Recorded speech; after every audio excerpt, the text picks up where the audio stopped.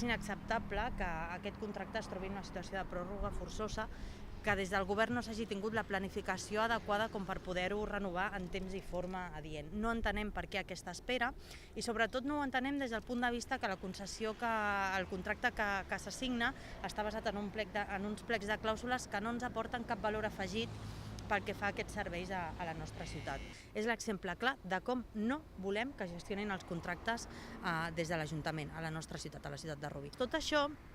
té a veure amb la poca ambició del govern actual a l'hora de plantejar la qüestió de la recollida de residus i de la neteja viària, però també té a veure amb el fet que no tenim el Pla de Residus Municipal, un document que ens hauria de servir de base a tots plegats per saber cap a quin model volem anar,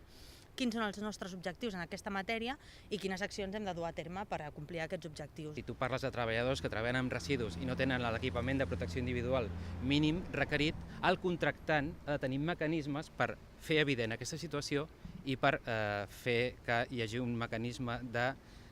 càstig o de sanció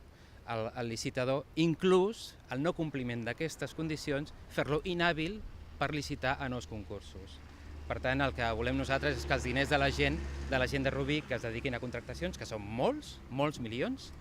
es mirin en lupa. Un cop establerta la viabilitat econòmica de la integració, de la municipalització d'un servei, guanyem. Guanyem perquè tenim un control directe sobre la prestació d'aquest servei i no necessitem aquest tercer que comentava l'Andrés per fer aquestes avaluacions. Guanyem perquè no necessitem,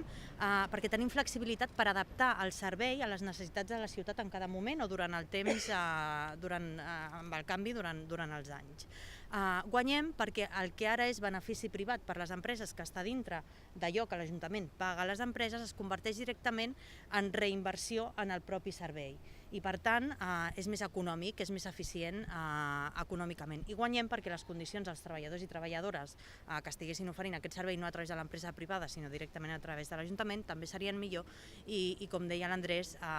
estem transformant, estem incidint en la millora de la qualitat de vida de la gent.